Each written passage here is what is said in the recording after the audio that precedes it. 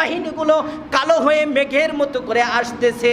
আর নমরুদের বাহিনী তাকায় চতুর্পাশে দেখে, এটা আবার কোন বাহিনী দেখা যায় না, চোখে পড়ে না, আর শুধু আওয়াজ চলতে থাকে।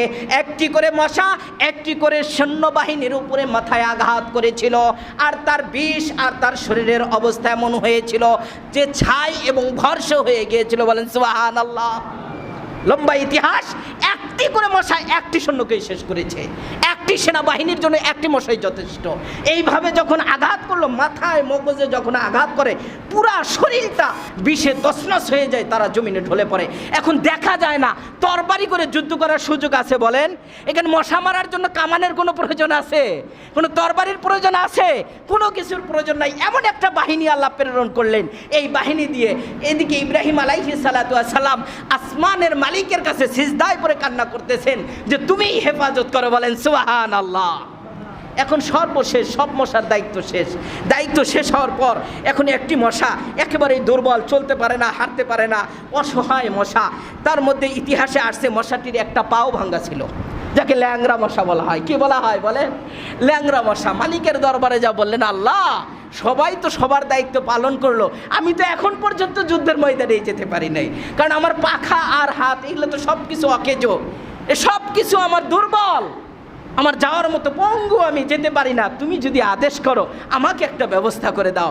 আল্লাহ বললেন, তোমাকে এমন একটা ব্যবস্থার সুযোগ দিয়েছি যেই সুযোগটা কিয়ামত পর্যন্ত আমার বান্দারা মনে রাখবে। বলেন সুবহানাল্লাহ। এখন এই ল্যাংরা মশার ডিউটি শুরু, চলে আসছে। নমরুদ তো ভয়ে ব্যাবিলিয়ানের সেই তার প্রাসাদের মধ্যে বসে গেছে। সর্বনাশ, এই সৈন্য কিভাবে মারা যায়, সেনাবাহিনী কিভাবে মারা যাচ্ছে, চোখে দেখা যায় না। সে ভয়ে আত্মগোপন করার জন্য এখন যত সিকিউরিটি গার্ড আছে সব পাহারা দিয়ে, নিরাপত্তা দিয়ে ভিতরে প্রবেশ করেছে। আসমানের মালিক যদি ধরে, আপনি মাটির নিচে গেলেও রেহাই পাবেন না, ঠিক কিনা বলেন? ফাবিআইয়ি আলাই রাব্বিকুমা তুকাজ্জিবান। পৃথিবীর কোন জায়গায় যাবে তুমি, সেখানেই আমি রব আছি, সেখানেই তোমাকে পাকড়াও করব, ধরবো।